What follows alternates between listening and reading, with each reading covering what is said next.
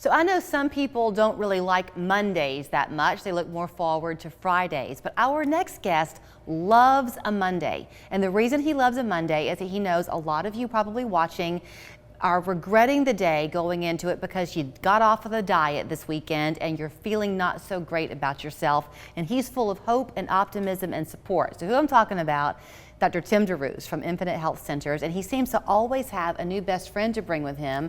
This morning it's Emily Day, who, look at her, and she said to me, I've lost 23 pounds, and then it was followed by the words, so far. You don't have any more to lose. I have a little bit more to lose, yes. You look great. Thank you, thank you. You like to brag on the success stories that you see because you know, Tim, that it's a real commitment on their part.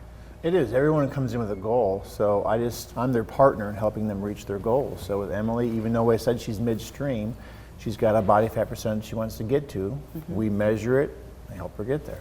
I think your story is a little bit different from some I've heard before, because what I heard you say, I'm going to set you up, Okay. is that you never really had to struggle with your weight.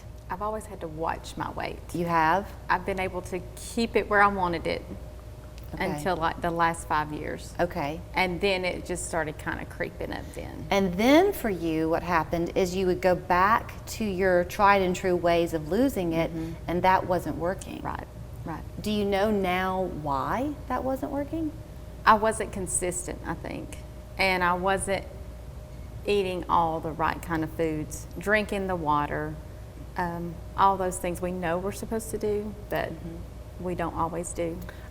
She's been here for a while, just got up on the sofa, and the whole time you've been here, I've kind of had you in the back of my eye, and you've got this smile, and you're a very happy person. You seem to be. I am. And it was sad to me because you said until you called Tim, you didn't really like yourself very much. I didn't. I didn't like the way I looked. I didn't like the way I felt. My clothes didn't fit. I was miserable. And that was one reason I was like, I've got to find something that works. Actually, Tim, that's not an uncommon thing.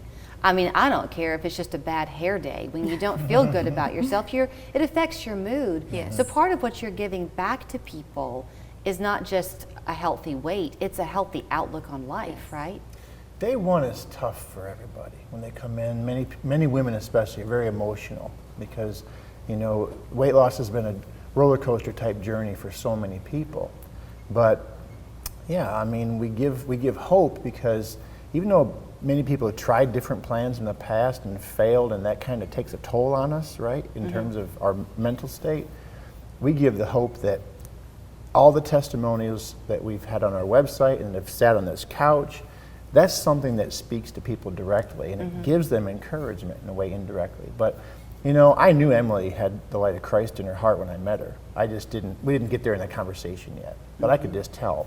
Because sometimes, you know, we all fake it till we make it. And I knew she was doing that. I'd done it before. It takes one to know one. Yeah. But she just needed to rediscover who she really wanted to be. And we needed to peel away that layer that really wasn't supposed to be there to begin with. Right. And that was our plan. So how much of the success, I mean, you can't tell us everything in the time that we have here.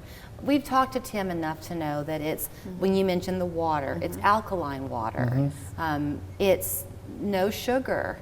No added sugars. A strawberry, I guess, is okay. Correct. Yes. Natural sugars. Yes. All of the things. How important, though, was the support that you got? I was tremendous. Like, I could tell he really believed in me that I could do it.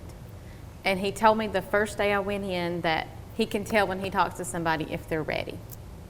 And sometimes he does tell people, you're not ready.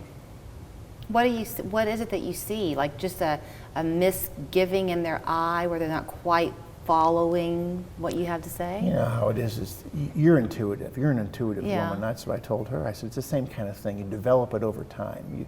You can sense when somebody has got the heart in it for the right reasons. They're willing to put their share of the effort in as well, and they're not looking for someone else to do it for them. But as part of it, Tim, I'm not going to make you give away your trade secrets, but I mean, I've talked to a lot of people who you've helped, a lot, and they all have a different story to tell. There is no one client. Right. But there does seem to be one way you approach it, and it sounds like it's the way where Emily brings to it her own fortitude, really, to do it. It's not anything outside coming into her, it's what she gives. You know, I never wanted to be the hero, but the reason I went from a group setting to one-on-one coaching is because you get the traction so much faster. You get momentum, you get success, you see success that much faster. So, you know, somebody like Emily, she sat there, the posture she's in right now, that's a posture of, what do I do next? How can you help me? Where if you're slumped back and you have your legs crossed. Like me? That's what I'm doing right now.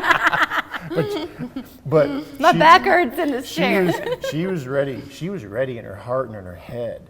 You know, some people just don't get there, and I say, put this piece in place and then come back and see me. I'm your guy. Oh, I see. But I see. She was ready. So that's when I know it's time to say, here's what we need to do. Here's your program. Okay.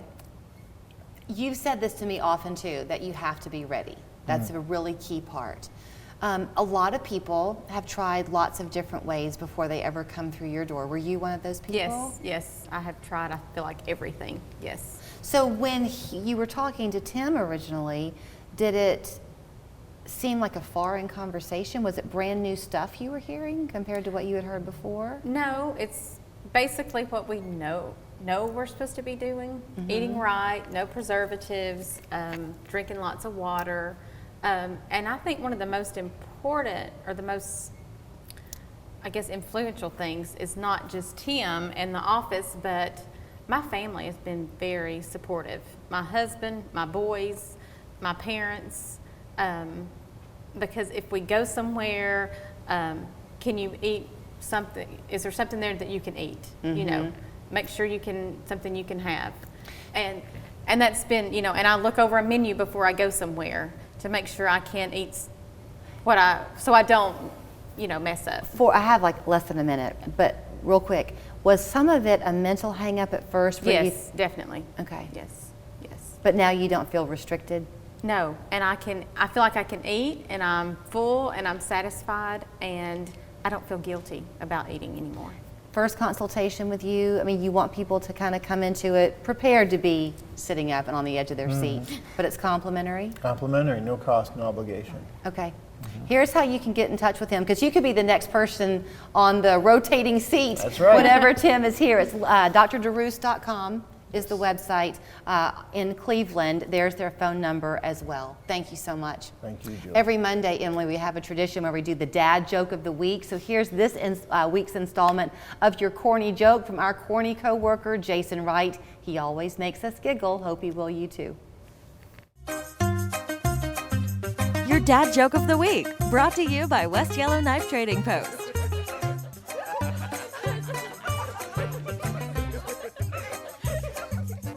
Thank you and welcome back to this week's edition of the Dad Joke of the Week. Yesterday, I watched a guy spill all his Scrabble letters on the road. I had to ask him, what's the word on the street? You know, I was a limo driver for 20 years and I never had a single customer. All that time and nothing to show for it. Thank you. Jason, come on, that was bad, really bad. Who writes these for you anyway, Greg? Anyway, for something good though, come to West Yellowknife in Dalton. You better get it when you see it at the knife.